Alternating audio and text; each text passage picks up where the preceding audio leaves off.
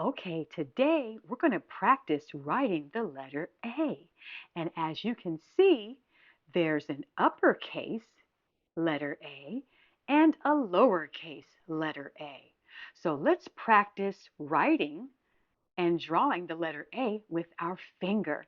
Okay, that's where we start first. So as you can see, there's numbers here. There's number 1, 2, and 3 and the numbers 1 and 2 here.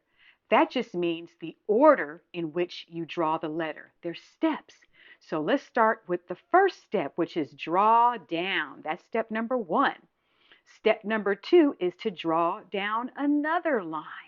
And step number 3 is to connect those two lines across like that.